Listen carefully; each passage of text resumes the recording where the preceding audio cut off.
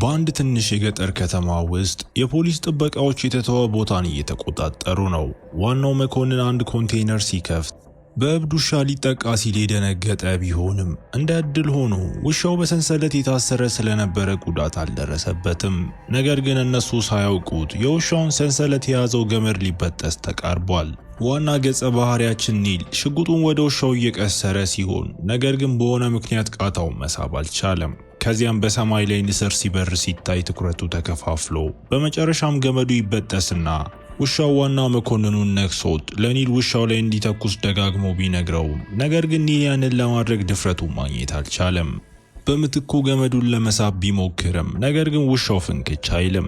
እንደ ዕድል ሆኖ የኒል የቅርብ ጓደኛ የሆነው ሌላኛው መኮንን ጆን ከኋላቸው በተጠንቀቅ ቆሞ ውሻውን ተኩሶ መጥቶት ኒል የዋናውን መኮንን ቁስል የሚያክም የሕክምና ባለሙያ እንዲላክላቸው ወደ ጣቢያው በሬዲዮ ሲጠይቅ ነገር ግን ዋናው መኮንን ደህና መሆኑን በመናገር ጥያቄውንም ይሰርዛል።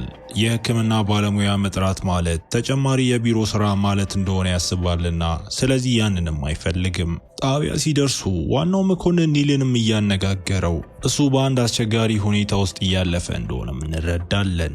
ልጁ ጠፍቷልና ዋናው መኮንን ይህ በስራው አፈጻጸሙ ላይ ተጽዕኖ እያሳደረ መሆኑንም ያውቃል። ኒል ዋናው መኮንን ከስራ እያሰናበተው እንደሆነ ሲያስብ ሆኖም ግን ዋናው መኮንን ደህንነቱን ማረጋገጥ ብቻ እንደሚፈልግ አብራርቶለት ከሁኔታው ጋር ለመላመድ የሚያስፈልገውን ያህል ጊዜ ከስራ እረፍት መውሰድ እንደሚችልም ይነግረዋል። በጣቢያው ውስጥ የዋናው መኮንን ልጅ ስትመጣ እሱ በሌላ መኮንን እየታከመ ነው። አባቷ የእብድ ውሻ በሽታ ይይዘው ይሆናል በሚል ከፍተኛ ጭንቀት ውስጥ ሆና ወደ ሆስፒታል መሄድ እንዳለበት ብትነግረውም ነገር ግን አባቷ እንደ በቅሎ ግትር ነበር። በቀኑ መገባደጃ ላይ ጆን ኒልን ወደ ቤቱ አድርሶት ጆን ከኒል ምንም አይነት የደስታ ጭላንጭል ባያይም ጓደኛውን ለማስደሰት ሲሞክር አይተን ኒል ህይወቱን ለመቀጠል እየሞከረ ቢሆንም በከባድ ሐዘን ውስጥ መሆኑን በግልጽም ይታያል። ኒልም ቤቱ ያደርሰውና ማውራት ከፈለገ እሱ ሁሌ ከጎኑ እንዳለ በመንገርም አስታውሶት ኒል የጓደኛውን አሳቢነት ቢያደንቅም ነገር ግን በአሁኑ ሰዓት ማንም ሊረዳው የሚችል አይመስለውም። ኒል ቤት ሲደርስ ሚስቱ ሶፋ ላይ ዝለፍለፍ ብላ ማግኝቷት እሱ ልጃቸው ከጠፋ በኋላ ህይወቱን ለመቀጠል እየሞከረ ሲሆን ሚስቱ አቢ ግን በሐዘን ሽባ ሆናለች። ከቤት አትወጣም እና ከሶፋው ወይም ከአልጋው ላይ ፈጽሞ አትንቀሳቀስም። ሰዓቱን ሳታውቅ ልጇ አንድ ቀን ይመለሳል ብላ ተስፋ በማድረግና እየጸለየች ሁል ጊዜ ፎቶዎቹን ትመለከታለች። በአሁኑ ጊዜ ህይወታቸውን እንደገና ለመጀመር ይረዳናል ብለው በማሰብ እቃዎቻቸውን ጠቅልለው ወደ ቦታ ለመሄድም እየተዘጋጁ ነው። በማግስቱ ኒል በሐይቋ አጠገብ የእግር ጉዞ እያደረገ ሳለ ልጁ አብሯቸው በነበረበት ጊዜ የሰጠውን ሰዓት አውጥቶ ሰዓቱን ሲሰጠው የነበረውን ሰላማዊ ቅጽበትም ያስታውሳል። ልጁ ከእንግዲህ እንደማይመለስ በልቡ እያወቀ ሰዓቱን ወደ ሐይቁ ጥሎትም ከዚያም ሽጉጡን አውጥቶ አገጩ ላይ ደቅኖ ቃታውን ስቦ ስቃዩን ለመጨረስ ቢዘጋጅም ሆኖም አንዲት ሴት ስትጮህ በሐይቁ ውስጥ እየሰመጠች እንደሆነ አይቶ ሴቲቱን ለማዳን ሮጦ ወደ ዳርቻው ሊያወጣትም ይሳካለታል። ነገር ግን ሴቲቱ ፊቷን ስታዞር ኒል አንድ ጭራቅ ተመልክቶ ሴቲቱ በቫይረስ የተለከፈች ይመስል እንደ ዞምቢ ትሆንና ስታጠቃው ኒል ሴቲቱ ላይ ለመተኮስ ሲሞክር ነገር ግን ሽጉጡ እንዳልተጫነም ይረዳል። ይህ ደግሞ ሌላ አማራጭ ስለማይተውለት ድንጋይ አንስቶ ሴቲቱ እስካትንቀሳቀስ ድረስ ደጋግሞ ቀጥቅጧት ከዚያም ሁለት ተጨማሪ ዞምቢዎች ወደሱ ሲመጡ ይመለከታል። ኒል ወዲያው ወደ ቤቱ ሮጦ ሬዲዮን አግኝቶ ጣቢያውን ለማነጋገር ቢሞክርም ነገር ግን ሬዲዮ በትክክል እየሰራም አይደለም። ዞምቢዎቹ እስከ ቤቱ ተከትለው ጥይቶቹን ሲፈልግ ነገር ግን ሳጥኖቹን ባዶ ሆኖ አግኝቷቸው ከዞምቢዎቹ አንዱ ወደ ቤቱ ገብቶ ኒል ፊት ለፊትም ሲጋፈጠው መሬት ላይ የወደቀ የተሰበረ የአበባ ማስቀመጫ አንስቶ የዞምቢውን አንገትም ይወጋዋል። ሌላኛው ዞምቢ ሲገባ እሱ ወዲያውኑ እየተዋጋው ገመድ አግኝቶ በአሰቃቂ ፍጡር አንገት ላይ ማስሮ ከዚያም ዞምቢው እስካይንቀሳቀስ ድረስም ስቦት አደንዛዥ ዕፅ ወስዳ የነበረችውንና ድብርት ውስጥ ያለችውን ሚስቱንም ይቀሰቅሳታል። እሷ ምን እየተፈጠረ እንዳለ ምንም አታውቅም። ኒል ወደ መኪናው ወስዷትም እየሄዱ በከተማቸው ውስጥ የሆነ ነገር እየተከሰተ እንደሆነና ወደ ደህንነቱ የተጠበቀ ቦታ መሄድ እንዳለባቸው አብራርቶላት ሰዎች በሆነ አይነት ቫይረስ እየተለከፉ እንደሆነና ወደ ጨካኝነት እየተቀየሩ ያዩትን ሰው ሁሉ እያጠቁ እንደሆነም ይነግራታል። ኒል ፓርኩን አይቶ እዚያ ያሉት ሁሉ ቀድሞውኑ ወደ ዞምቢነት የተቀየሩ ሲሆን ወደ ቤት ተመልሶ አንዳንድ አቅርቦቶችን ለመውሰድ ወስኖ እንደገና ጣቢያውን ለማነጋገር ሲሞክር፣ ነገር ግን ሬዲዮ አሁንም በትክክል እየሰራ አይደለም። የሆነው ሆኖ መልእክቱን አስተላልፎ ጆን ኒልን በግልጽ ባይሰማው መልእክቱን ተቀብሎ ኒል ዛሬ ጠዋት በሐይቁ አጠገብ ጥቃት እንደደረሰበት ተናግሮ ጆን ሙሉውን መልእክት በግልጽ መስማት ባይችልም ነገር ግን ሐይቁ ጋር መሆኑን ስለሰማ ስለዚህ እዚያ ለመሄድም ይወስናል። አቅርቦቶችን ከሰበሰቡ በኋላ ጉዟቸውን ቀጥለው ነገር ግን መንገድ ላይ ነዳጅ አልቆባቸው ኒል በአቅራቢያው ወደሚገኝ የነዳጅ ማደያ ለመሄድ ወስኖ አቢ እሱ በሌለበት ጊዜ በሩን መቆለፏ እንድታረጋግጥና በፍጹም እንዳትወጣም ይነግራታል። ቢላዋ ብቻ በእጁ ይዞ በመንገዱ ላይ ይሄደ። የነዳጅ ማደያው ላይ ደርሶ ከሱቁ ውስጥ 2 ጄሪካኖችን የወሰደ ሲሆን አንድም ሰው በአቅራቢያው የለምና ኒል እዚያ ያሉ ሰዎች ሁሉ ቀድሞውኑ ተለክፈው ወደ ሌላ ቦታ ሄዷል ብሎም ያስባል። ይህ በእንዲህ እንዳለ ጆን ሐይቁ ላይ ደርሶ ኒልን ፈልጎት አካባቢውን ሲመለከት ቀደም ብላ ኒልን ያጠቃችውን ሴት አስክሬንም ይመለከታል። ጄሪካኖቹን በመሙላት ላይ ያለ ኒል በዞምቢ ሲጠቃ ይህኛው ዞምቢ በቫይረሱ የተለከፈ የነዳጅ ማደያው ሰራተኛም ይመስላል። ጭራቁን ለማሸነፍ ነዳጅ ያርከፈክፍበትና እሳት ሲለኩስበት ይህም ዞምቢው እየተቃጠለ እንዲሳብ አድርጎት ኒል ወዲያውኑ ወደ መኪናው አምልጦ መኪናውን ለመሙላትም ወደ ነዳጅ ማደያውም ተመልሶ ይነዳል። አቢ የተቃጠለው ሰው መሬት ላይ ሲሳብ አይታ በሁኔታው ስትደነግጥ ኒል ከሱቁ የሚፈልገውን ሁሉ እንድትወስድና እንድትፈጥን ነግሯት ጆን አሁንም ኒልን እየፈለገ ወደ ቤታቸው ሄዶ ልክ በሩን ከፍቶ ሲገባ መሬቱ ላይ የተሰባበሩ ብርጭቆዎችን አስተውሎ በጣም ጨለማ ስለሆነ ውስጡ ያለውን ህይወት አልባ አካልም ሳይመለከት ከዚያም እንደገና ሬዲዮን ሰምቶ ከኒል ጋር ለመገናኘት ቢሞክርም ነገር ግን ኔትወርኩ አሁንም መጥፎ ነበር። ነዳጁ እንደተሞላ ጉዟቸውን ቀጥለው ኒል ለማስጠንቀቅና እርዳታ ለማግኘት ወደ ዋናው መኮንን ቤት ለመሄድ ወስኖ በሩ ክፍት ስለሆነ ወደ ውስጥ ገብቶም ዋናው መኮንን ቢጠራው ነገር ግን ማንም አይመልስም። ኩሽና ሲደርስ የዋናው መኮንን ሚስት ስጋ ስትከትፍ አይቷት ወደ ኋላ መለስ ብላ ስታየው እሷ ቀድሞውኑ ተለክፋ እንደሆነም አውቆ ወደ ኒል ቀርባ ስታጠቃው ስለዚህ እሱ ለመታገልም ተገዶ መሳቢያው ውስጥ ያለውን ሽጉጥ አንስቶ ጥይት ጭኖ ከዚያም ተኩሶባትም ሴቲቱንም ገደላት። ሌላ ዞምቢ የሆነችው የዋናው መኮንን ልጅ የተኩስ ድምጽ ሰምታ ኒልን ስታጠቃው ልጅቷን ይዋጋትና ሊተኩስ ሲል አቢ ገብታ እሱን ለማስቆምም ትሞክራለች።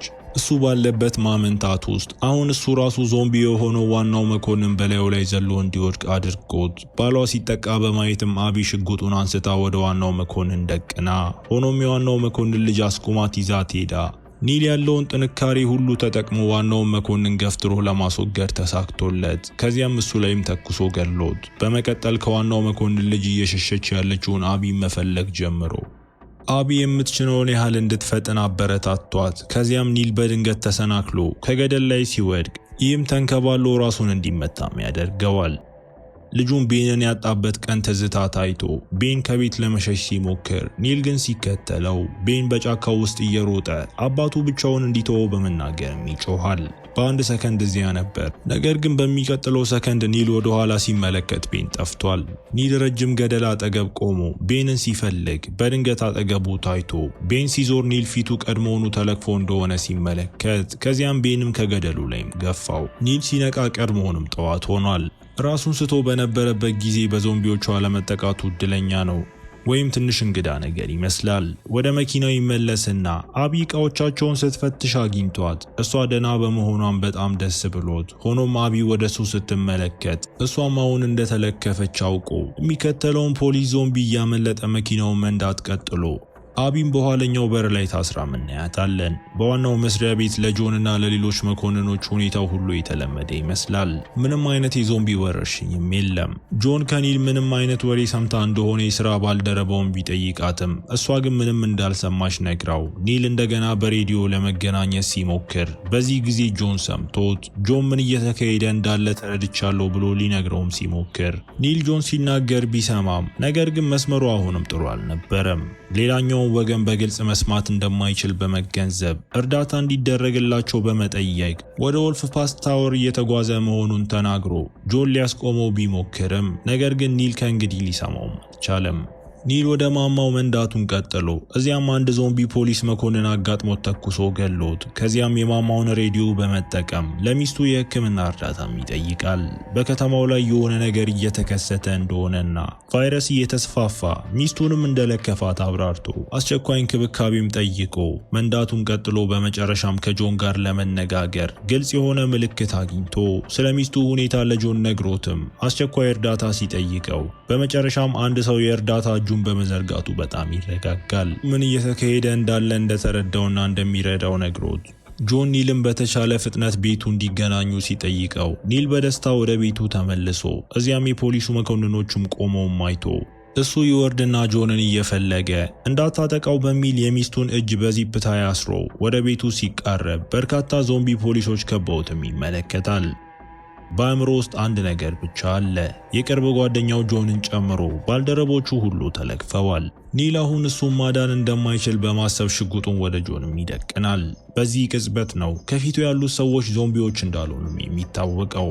ምንም አይነት ኢንፌክሽን ወይም ወረርሽኝም አልነበረም። ወረርሽኙ በሙሉ በኒል አእምሮ ውስጥ ብቻ ያለ ነገር ነው።